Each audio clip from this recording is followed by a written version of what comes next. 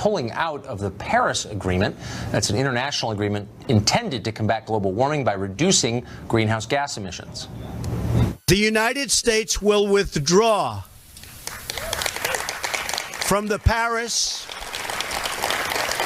Climate Accord. We're getting out.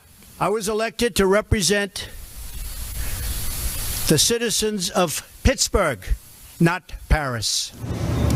Wow, that did it. The left immediately became hysterical, even more than usual. Keep in mind that this was a non-binding, unenforceable agreement whose effects, even if every nation involved followed the agreement to the letter, cannot be known with any precision. It doesn't matter. The world just ended, literally, as they say. Billionaire Democratic donor Tom Steyer described Trump's decision as, quote, assault and battery on the future of the American people. CNN warned its viewers to expect mass extinctions, flooding in the streets of New York City, the physical annihilation of the Marshall Islands. The ACLU, meanwhile, somehow concluded that leaving the agreement was, and this is a quote, a massive step back for racial justice and an assault on communities of color. Didn't explain how. And then there was cable news. My gosh, the long faces, the grave intonations, the florid and outraged proclamations. It was like somebody died. Millions of them, actually. On a sunny day in the Rose Garden, what could be defined and construed as a dark speech. This will be the day that the United States resigned as the leader of the free world. I have such rage and sadness. We just watched a dangerous little man give a very, very scary speech. One of the most bleak depictions of America's role in the world as environmental partners. So he is not helping the forgotten American. He is hurting them. Their kids will have worse asthma in the summer. The president who talked about putting America first has now put America last. Well, we're no longer obviously talking about science here. What you're watching is a priesthood defending its faith. The essence of science, meanwhile, is skepticism that's relentlessly testing what you think you know to make certain you actually know it. The people who ran the space program didn't know everything, and they knew it. That's not happening here. It's not allowed. Press for explanations as to what they're talking about, and you're attacked as immoral, a denier. The matter is settled. Every word immutable and holy. Questions equal apostasy. Shut up and believe. The irony is that almost none of the religious figures you saw sermonizing on television today actually know much about the Paris Agreement beyond the bullet points they've been handed by their producers 10 minutes before. What's in it? Do they have any idea? And if so, why haven't they told us till now? Before today, most of the people you just saw spent far more time yammering about Clockboy and transgender bathrooms than about climate accords. So what is in the agreement? Well, there are a lot of things in the agreement, and a few of them are worth knowing. First, if the U.S. were to stick with this accord, we'd be pledging to cut our greenhouse gas production by at least 26% below the levels it was in 2005. That's a big reduction. And it's not expected of China, India, or other huge polluting countries who, by the way, happen to be our chief economic rivals.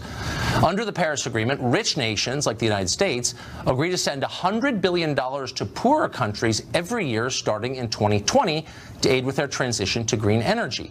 President Obama pledged $3 billion to this fund. China, meanwhile, has not pledged a cent, the world's biggest polluter. In fact, China is likely to receive some of this money. Keep in mind the Chinese economy is predicted to overtake our economy in less than a year from right now, but somehow we ought to subsidize their energy production? That is lunacy. It's masochism. We've already guessed how we're supposed to pay for all of this, higher energy costs here. Americans would pay more for gas, more for electricity, more in taxes, all in the name of meeting obligations that other countries don't have to meet. If you want to know how all of this might end, look across the Atlantic. European electricity, and some people actually care what it costs, there costs 3 times as much as it does here, and the prices are rising faster there as well. Despite all of this, even supporters of the agreement concede, the ones who actually know what's in it, there aren't many, that it won't come close to stopping global warming even if everyone abided by the terms. Now, there are counter-arguments to this, of course, in favor of the treaty. There always are, and some of them are legitimate. That's the point. This is a debate. It's a big deal. A lot is at stake for Americans who, by and large, know nothing of the details. Shouldn't Congress have a chance to debate this and vote on it like they're supposed to? Actually, they already had that chance. It came in 2009.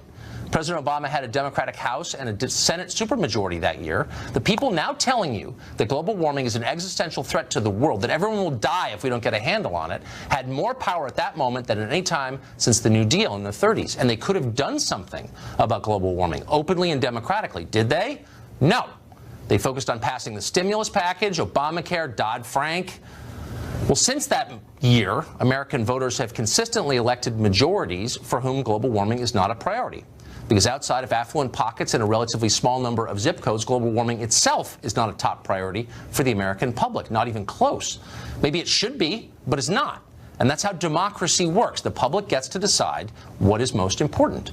Now, the people in charge disagree with it. They don't care what voters think. They lost interest in democracy a long time ago, and they're no longer hiding that fact. They don't believe you should be consulted before they change your life forever. And mostly they don't bother to consult you.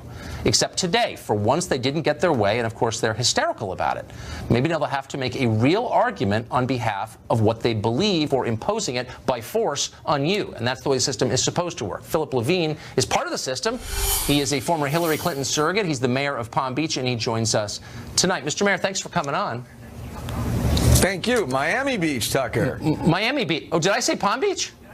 You said Palm Beach, and I love Palm Beach, but Miami Beach is where it's at. I have Mar-a-Lago on the mind. Excuse me. So, you mean that new water park in the future?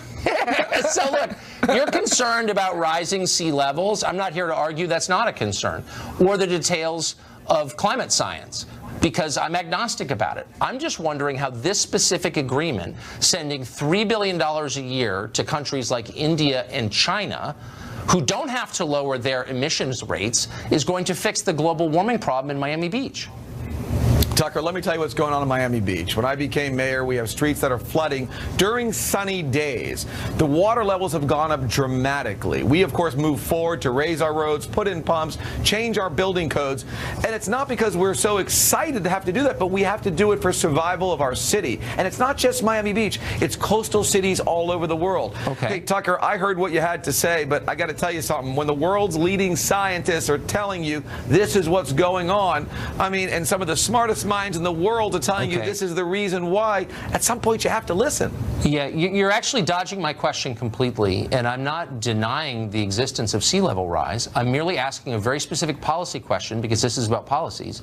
How will the terms of the Paris Agreement, specifically handing $3 billion a year to India and China, which do not have to lower their emissions in the rest of this generation, how will that help what's going on in Miami Beach, the things you just described? Tucker, the bottom line is, as the world is getting too hot and too warm, the oceans are rising, and that's affecting Miami Beach, and it's affecting all coastal cities. We must cool the globe down. I can't let you dodge it again, okay? Because at the end, specifics make the difference. It is dodging, and I'm asking you about a very specific agreement that you and everyone else on the left is beating their chests about, and Trump is destroying the world. Okay, fine, I'm open-minded. Tell me how that specific agreement and the financial arrangements in it will help the problems you describe.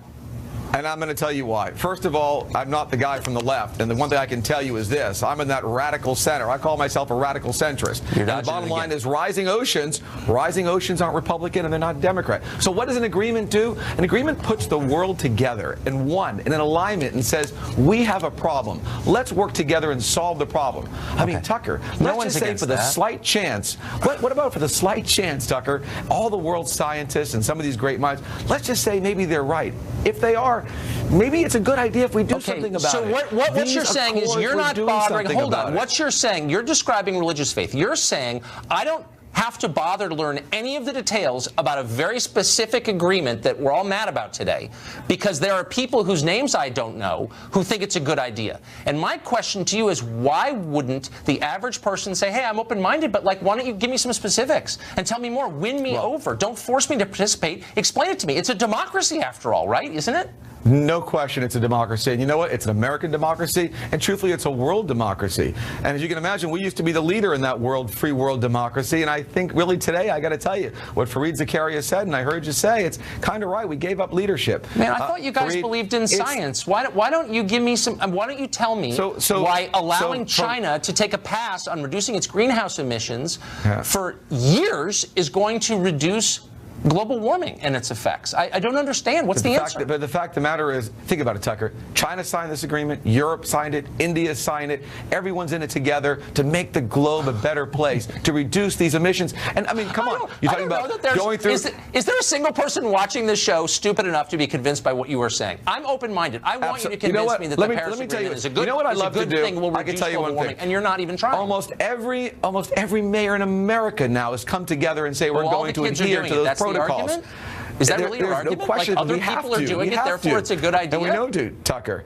Come Large on. groups of you know people it's have true. been in favor of some really crazy things over the years. Don't you owe your constituents, the public, the obligation of explaining in clear, simple terms specifically how the terms of this agreement will achieve the goal Tucker, you say they will? The terms are very clear. If you all come together and you reduce your greenhouse emissions and you lower the temperature of the world, that the waters will stop rising. That is a global agreement. But that's not what this agreement says. But no, that's nothing's not what it perfect. says. Of course it does, Tucker. But why does it goes? But it actually doesn't. And I sense I know more about it perhaps than you do. But just last question. You may be totally right, and I'm not denying that you are, because I'm not a denier. But if that's true, if reducing emissions will prevent the seas from rising, then why not require India and China and the world's other biggest polluters to do that? This agreement doesn't do that. And I believe the fact that and Tucker, it does. It brings everybody together. But one thing I learned with the president's comments today, what he said about Pittsburgh, it's funny because the mayor of Pittsburgh is a friend of mine who doesn't agree with this, but what's incredible, I didn't realize that Ohio and Pittsburgh doesn't get affected by climate change. To me, it was an interesting thing. I just learned it. You're making me more nervous than I was when this segment began. But Mr. Mayor, I appreciate your coming on. It was game of you. Thank you, Tucker. Hillary Clinton's 2016 excuse tour continued today. She spoke tonight at the Javits Center in New York City. If the name of that place sounds familiar, there's a reason. That's the place Clinton abandoned her supporters on election night. She didn't even bother to show up after she failed to win. Instead, she sent John Podesta out to send her sobbing fans home. Well, 7 months later, Clinton finally showed up. What did she have to say? Well, initially, she suggested she was ready to take some responsibility for losing. Is the really painful experience of honestly understanding, what I didn't do well or what I didn't do well enough or what our shortcomings were, where we, missed an opportunity, where we didn't do, in retrospect, what might have worked better. But then, nope. She went right back to the Russian conspiracy.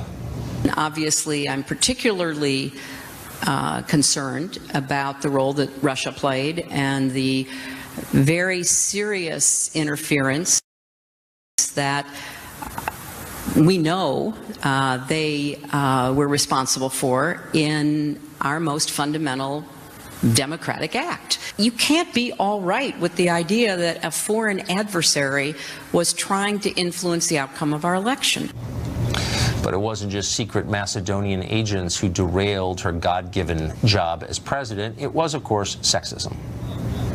In my book, I take on the issues of sexism and misogyny and talk about it because we need to pull it out and put it in the bright light. And it may be uncomfortable for some people to read how I experienced it, what I believe about it, but I think that's a conversation we need to have. Hillary also did nothing to back off from her comments yesterday when she began spouting full-blown conspiracy theories about how the Trump campaign masterminded a Russian effort to destroy her. The Russians, let's say WikiLeaks, same thing, dumped the John Podesta emails. My email account was turned into, the biggest scandal since Lord knows when. They covered it like it was Pearl Harbor. Men got paid for the speeches they made. I got paid for the speeches I made. And it was used, and I thought it was unfairly used. I have my complaints about former Director Comey. Well, think about the rap you've heard endlessly against the president. He's narcissistic. He won't accept information he disagrees with. He's distant from reality. He betrays friends and allies for his own personal gain. Based on what you just saw and her behavior these last few weeks, do any of these criticisms not apply to Hillary Clinton? Be honest with yourself. She can't accept explanations for her defeat that center on her own strategy. So like a Soviet commissar, she searches for wreckers who sabotaged her. She's so detached from reality, she's accusing the Trump campaign of ordering specific hacking efforts to the minute and provides no evidence. And she's so narcissistic, the only person she can't blame for her defeat is herself, when even her biggest handicaps were, of course, self-inflicted. Charles Krauthammer is a writer and columnist, and he joins us now. It does sound like the critique people make of Trump. Look, I know I'm in a minority here among conservatives, but I actually feel sorry for her. I do too. I agree. I have a soft spot. It could be because I was in my youth a liberal. Yes. I retain the marshmallow deep inside my heart, and trying not to betray these days. But it's a pathetic performance. It's sort of childish. She obviously can't accept responsibility. She's practiced at this, where she says, I love in one of her riffs, she said, was I a perfect candidate? No. Did I make mistakes? Yes. As if these are rhetorical devices. Whoever said she was a perfect candidate, she was a terrible candidate. She was the worst. I mean, the worst imaginable. She had all the advantages. Why? I mean, just look at the fact that she couldn't shake the challenge of a 74-year-old socialist who, this is the best part about Bernie Sanders, honeymooned in the Soviet Union. She couldn't shake his challenge for 6 months. By the way, Lindsey Graham once said about Bernie and the Soviet Union, yes, and he never left. That was her challenge. She couldn't. And she had the DNC behind her. She complained about the DNC being against her. I mean, it's not delusional. This is losing an election, losing something you've been after for 8 years, probably 16 years, is pretty hard. And I think her handlers or somebody who cares for her should have said, don't go out there. You wait a few more years, people will mellow to you. They won't remember details. Maybe they'll have some affection for you. For Michael Dukakis, for Walter Mondale. These are people who weren't sort of, who didn't elicit the same kind of antipathy she does because they didn't wallow in self-pity. And anger. And it comes off. And I understand the disappointment. For sure, she put a lot on the line and she lost. And you can understand her grave disappointment. She lost twice. But twice. But this is not helpful to the Democratic Party, which needs to think through why they lost, and she's making it pretty hard to do that. The best thing that's happened to the party, and I would say probably one of the best things that Donald Trump ever did, is he put an end to the Clinton dynasty. That was not helping the party, that was kind of trapped in the past. After all, why was she running? What did she stand for? The most pathetic part of the leaks were the internal memos where she kept demanding of her staff to come up with a message. What is her message? You're approaching 70 years old, you've been running for a decade, and you don't know why you're running? She never knew why she was running. It was her turn. It was like that famous moment in the late 70s when Teddy Kennedy was running for president, and Roger Mudd asked him, why are you running? And he couldn't answer. The answer was because I'm supposed to. That was what, I'm supposed to, I'm entitled to, combination of, but she didn't care. I mean, Sanders had a message. He had a message for America. He had a political theory for all of his weirdness and, the fact that socialism isn't exactly a good fit in America. But there was substance. There was none there. And I think in the end, that's sort of what defeated her. There was no rationale for her run. And the Democratic Party suffered being trapped by the Clinton machine, Clinton dominance. Nobody would rise. There were no serious candidates to challenge her, which should have happened. But she cleared the field. She had all the money. She had the official backing. She had the name. She had the association with the president looked at in some ways fondly, but at least by Democrats. And that wasn't enough. It wasn't enough. Boy, what a sad story. What a sad story. I think we should have, I don't want to be cynical about this, but really she ought to just let it sit for a while and let people appreciate her good qualities. I don't think that's cynical at all. I think it's a really wise piece of advice. I doubt she'll listen, but she should. Charles Krauthammer, thank you. My pleasure. Even many in the press think Hillary Clinton's claims have gone too far. Up next, we'll talk to someone who agrees with her. Explanation for why she lost. Also, another man is being fingered as a key figure in the FBI probe of the Russian connection. That man dares to join us just ahead.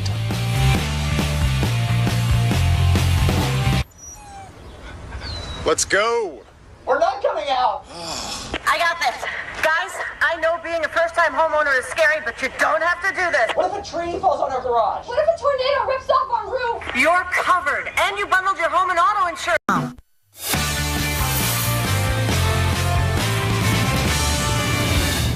Well, Well, the press has spent months encouraging the story that Russia somehow hacked the U.S. election, so it really means something if even reporters are now put off by Hillary Clinton's recent statements to that effect.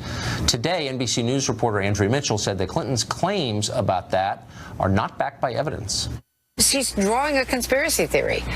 She doesn't have the evidence, but she is obviously hoping that this is that Robert Mueller and what the congressional committees can do. And she's also not blaming herself. Richard Goodstein is a Democratic strategist and a former advisor to Hillary Clinton. He agrees with Clinton that her defeat was due to, quote, outside forces. It is great to see you tonight. Not easy to find someone who will defend this. So since I know you know a lot of the subject, Mrs. Clinton yesterday referred to Macedonian operatives that played a key role in her defeat. Can you explain the role of Macedonian operatives in her loss? Let me just say one thing. We acknowledge tragedies in a show like this that happened earlier in the day. I think pulling out of this climate deal was a tragedy for future generations and for the economy. Just to ask the CEOs of Dow and GE and Apple and others. I know that's not what this segment is about. But you're in mourning. But I bet if I asked you what was in the Paris Agreement, you wouldn't know. No, actually, I'm one of the few people you have sitting at this table. Who does. That makes you nearly unique. But let's get back to the question of the Macedonian, the secret Who were the Macedonians? Look, what she was talking about, and which is well documented, it's why 17 intelligence agencies said, without qualification, that the Russians were behind the subversion of the elections.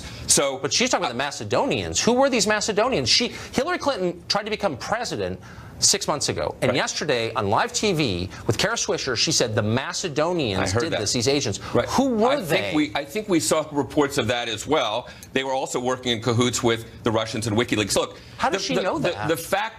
What we know are the facts. The facts are that a couple days before the Democratic convention, WikiLeaks drops these emails that are very damaging to Debbie Wasserman Schultz, creating a little bit of chaos there. We know that Roger Stone boasts about his conversations with Assange, WikiLeaks, and boasts about how Podesta is going to be in the barrel. And then the hour after Access Hollywood, as Hillary said yesterday, the Podesta emails get dropped and dropped and dropped. And Dick Cheney called it an act of war. So your beef is not with me. Was Dick Cheney involved in the Macedonians too? Well, I'm just saying, your beef is with, if you don't agree with that, you have a complaint with him, not so much with me. I don't think Dick Cheney is arguing that the Macedonians stole the election from Hillary Clinton, but she is arguing that. And I have to be honest with you, you've been around a long time. I know a ton of Democrats here in Washington. I don't know one of them who isn't shocked by what Hillary Clinton said yesterday, attacking the Democratic Party, attacking Barack Obama's DNC, when she had twice the money of Donald Trump. That's not speculation, it's a fact. When the sitting president of the United States put everything on the line for her, and she attacks, in effect, Barack Obama yesterday. I mean, far be it for me to defend Obama, but that's insane. He really tried hard to get her elected, and he failed. And she's attacking him now. Look, the fact that Obama was criticized for not being more hands-on about the DNC. Look, Charles just said what a horrible, horrible candidate Hillary was. This horrible candidate got 3 million more votes than this phenom, Donald Trump, and got more primary votes than Barack Obama. But hold on. She lost, and there are a lot of reasons why.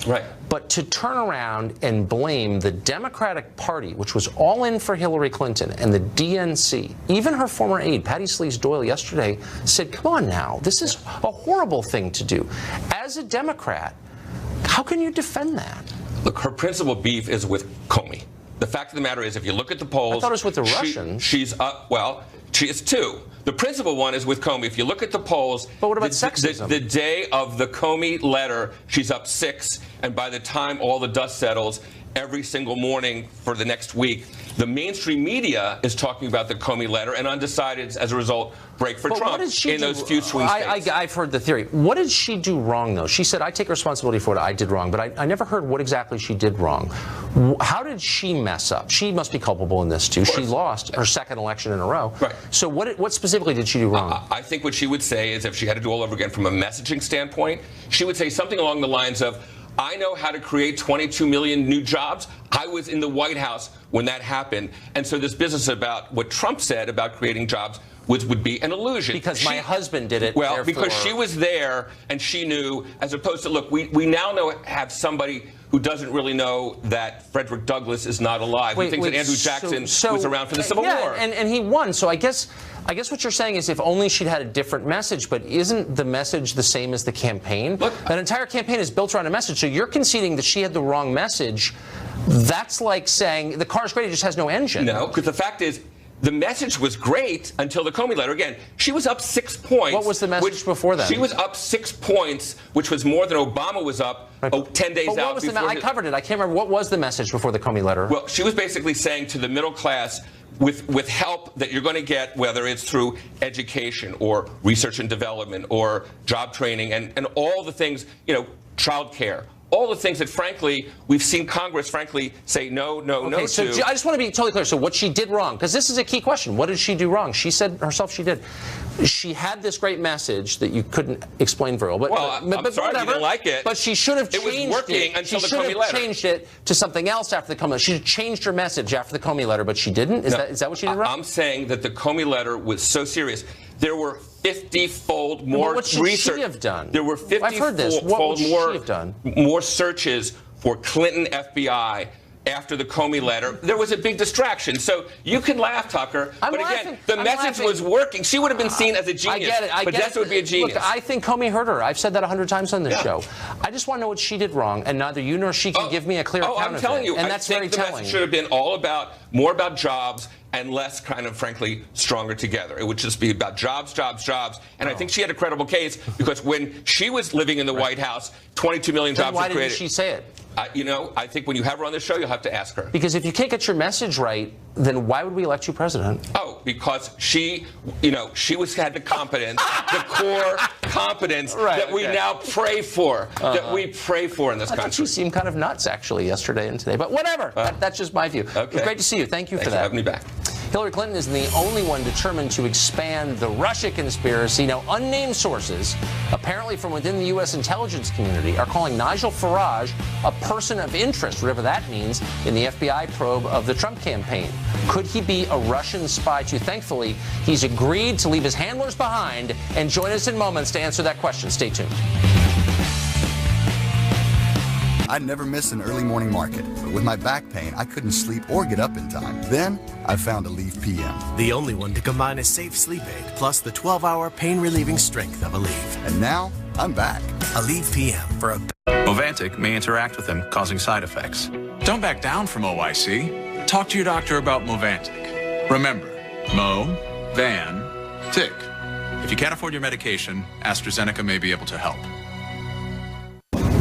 Well, the Russia conspiracy grows more vast and complex with every passing day. I personally found a Macedonian hiding under my bed just last night, and that's just me, one man. Hillary Clinton isn't standing alone with her tinfoil hat anymore. She's in a club that now includes the majority of registered Democrats. A new poll by The Economist and YouGov finds that 59% of Democrats, 59%, believe that Russians literally rigged vote tallies to hand the fall election to Donald Trump. Something for which there's no evidence at all, and nobody who is sane is claiming that. Now, another politician is being accused of being a Putin plant the whole time. Leaks from, of course, unnamed sources, but probably from within the U.S. intel community, say Brexit advocate Nigel Farage is a, quote, person of interest in the probe for connections between Trump's campaign and the Russian government. Nigel Farage joins us tonight to answer a very simple question. Are you now, or have you ever been, an agent of the Putin government, Nigel Farage? No, I haven't. And I have to say, if ever there was a case of fake news, this is it. What they've done is they've tried to join the dots together. I was involved with Brexit. I was involved with the Trump campaign. I was involved with upsetting their little world in 2016. Therefore, I must somehow be associated with the Russians. It is total and utter hysterical nonsense. It's a little more than that, though, because this arose in the Guardian newspaper, which is very left-wing, but it does journalism. Yep. And they are claiming that sources whom they imply are in the U.S. government are saying this. Now, I have no doubt that it's untrue, it's libel, but it also suggests that people in the U.S. government are trying to hurt you in a significant way. Does that bother you? Well, I just don't believe it, and I think sources, look, it could be anybody. They've tried to imply that I'm a person of interest. Clearly, they've rung up the FBI, who haven't given them an answer either way, and I would be very surprised if I was a person of interest, and I'll tell you why. I've never been to Russia. I've never done business in Russia. I have literally no political connections with Russia whatsoever. The whole thing is a fantasy from people who cannot accept the fact they lost badly last year. Now, have you ever passed microfilm in a public park to a Russian agent? Or, and this is an obvious question, what about Macedonia? Do you have any connections to secret agents in Macedonia who changed vote totals here? I only wish I had, because life would be so much more exciting, but I'm afraid not guilty on both questions. But I guess, we're laughing about this because it is ludicrous. It's ludicrous, the definition of ludicrous. But it's also damaging to accuse people in public, even anonymously, of a reputation-destroying act like collaborating with an authoritarian government such as Putin's. We've seen a lot of this recently. I don't know if they have ever had political witch hunts in Great Britain, but we have here, and this looks like one of them to me. Yeah, this is actually far bigger than anything I've seen in Britain. Certainly since Brexit, they've tried to apportion blame, they've tried to make out the sort of a network of hate, but they haven't really got very far with it. My concern with this one is that it's actually gaining some traction in the USA amongst a lot of Democrats who are beginning to believe this constant stream of rubbish that has been put out about the Russian conspiracy. The difficulty is, put yourself in my shoes, just what do you do when the Guardian newspaper publishes a story like this? How on earth do you disprove them? How on earth can you make them reveal their sources? And frankly, without going to the High Court and spending hundreds of thousands of dollars and spending months of your life on it, it's very, very difficult. So what did you do? How did you respond to this? Well, I did say to the British media that I apologise for taking a long time to answer it. I was so busy laughing when I read the article. It is frankly utter nonsense, and I think, in my case, in 48 hours, this will blow over. Well, you have a much better sense of humor than I do, and I salute you for that, I have to say. A calmness and an amused detachment that I envy. Nigel Farage, you are being wronged, and you're nice to come on tonight. Thank you. Thank you. Well, the Attorney General of the state of Ohio is now suing 5 major drug manufacturers, saying they helped addict America to opioid painkillers in order to make a quick buck. The Attorney General of Ohio joins us next.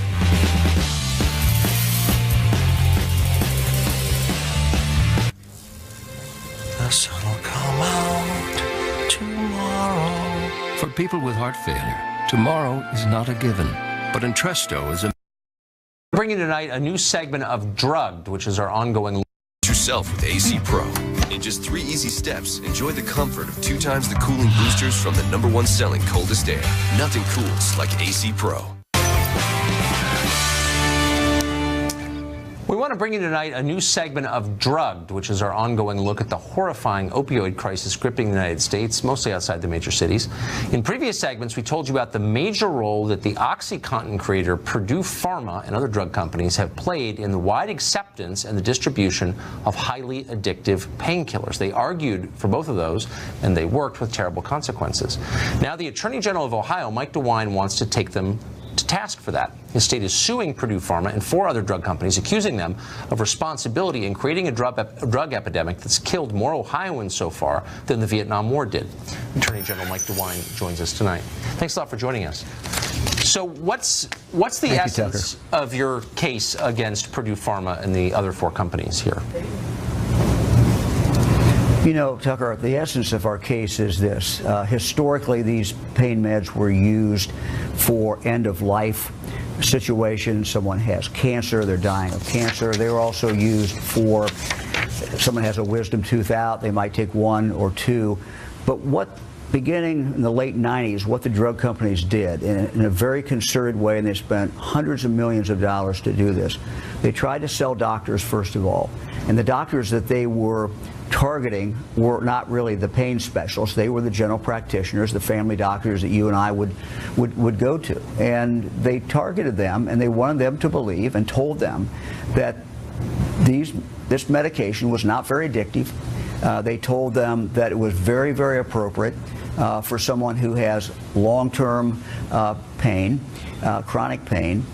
And they were very, very successful. In fact, not only did they convince doctors, they convinced the public, and they really, if I could say this, turned the culture And so what we're saying in Ohio, and you've reported so very well, and thank you for doing it, talking about this problem. You've reported what's been going on in Ohio. I mean, we've just been devastated. And it's not just the number of people who die. We think we're losing 10 or 12 a day, but it's the kids, it's the children's services that are overflowing with foster kids. We think, 50% of all the foster kids in Ohio today, the kids who are in foster care, are there because one or both parents are drug addicts. It's shocking. I mean, it's an overwhelming epidemic in its scale. So I guess the key question is, did Purdue Pharma and these other companies know that the drugs they were selling were addictive? And I guess the obvious question is, how could they not know? How could you not know that?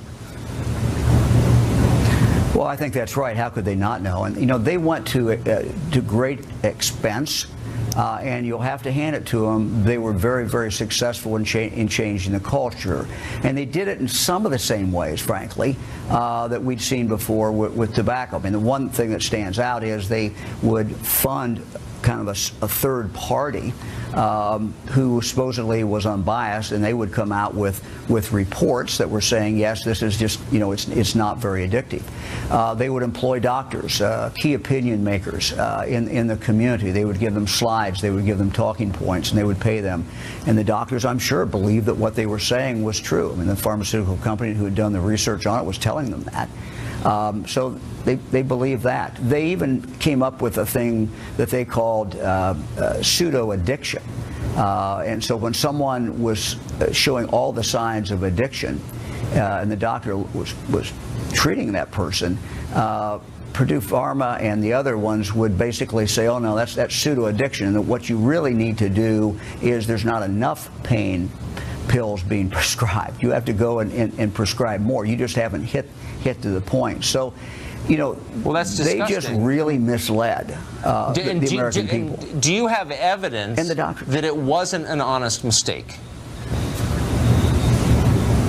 Well, here's one thing that I think is interesting. When we all get our prescriptions, you open it up and there's all this fine print, and there's a long number of different pages in there. If you compared what was in those pages compared with what they were actually telling doctors and in the glossy folders and the advertising, two different things. You would find some of the more realistic examples and problems that were connected to this when you read the fine print. But how many people actually go read that fine print? I mean, you look at it, and I think anybody over 40, would have to take a magnifying glass to read it. So they're saying one thing that was true, but in their marketing, no, it was simply not true. Look, all this is going to go to court. I have to play the lawyer and say, we believe, Tucker, this is what the evidence will show. Right. But, obviously, we spent a long time looking at this. We would not have filed this unless we thought the evidence will clearly show this, and that we can convince a jury in the state of Ohio that this is true. So many lives have been destroyed, and I think we're going to put an iconic picture on the screen of grandparents, there you go, passed out, OD'd on opiates, grandkids in the back, and nobody has been held accountable for this. We'll be following this story closely. Mr. Attorney General, thanks a lot for joining us tonight. I appreciate it. Thank you very much, Tucker. Well, Steve Hilton is getting a brand new show here on the Fox News Channel. It starts next Sunday, but you can see him in the next segment if you stay tuned, and we hope you will.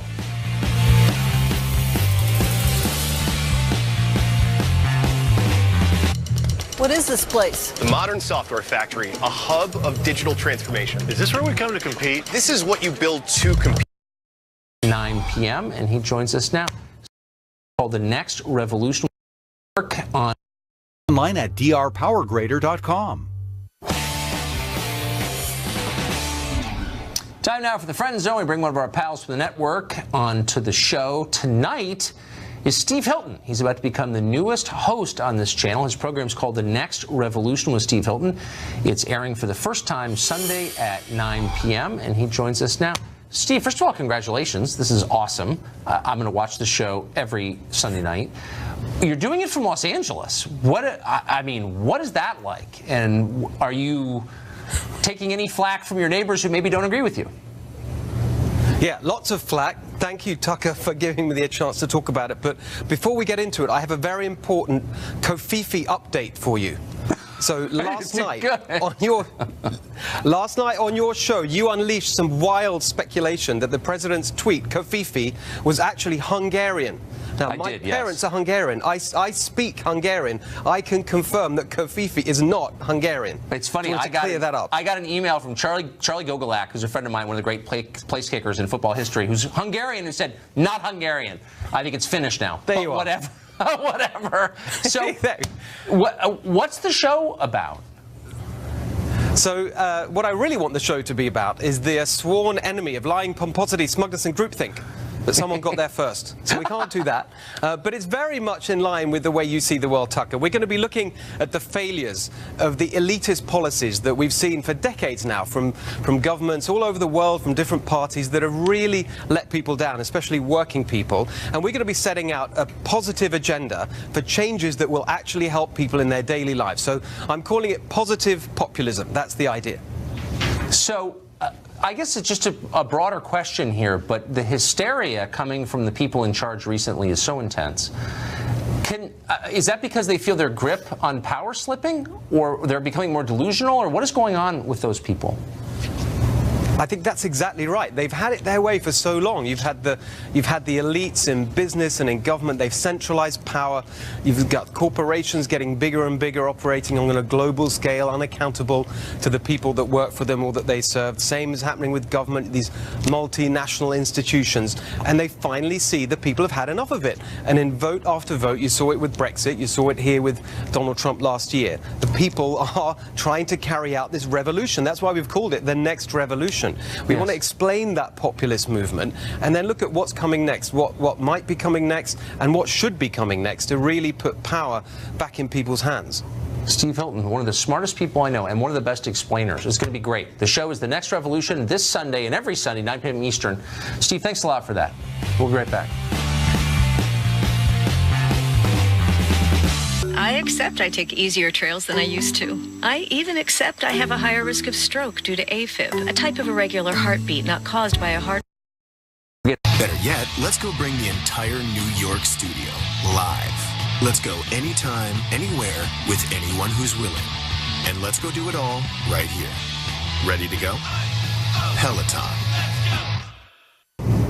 That's about it for us tonight. Thanks for joining us. Don't forget to tune in every night at 8 to the show that is the sworn enemy of Macedonian plots to overthrow the Republic. Thanks for the heads up, Hillary. It's terrifying. It's good to know. Good night from Washington. The 5 is next. See you tomorrow.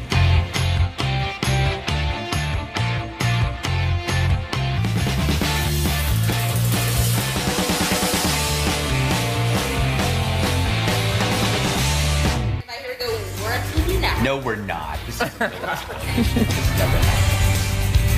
Hello, everyone. I'm Dana Perino, along with Kimberly Guilfoyle, Juan Williams, Jesse Waters, and Greg Gutfeld. It's 9 o'clock in New York City, and this is The 5.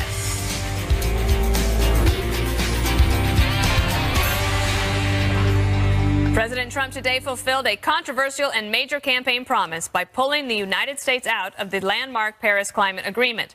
The Climate Pact seeks to reduce the amount of worldwide pollution emissions, but the president says it imposes far too heavy a burden on America's economy and that it's unfair to America's workers. As of today, the United States will cease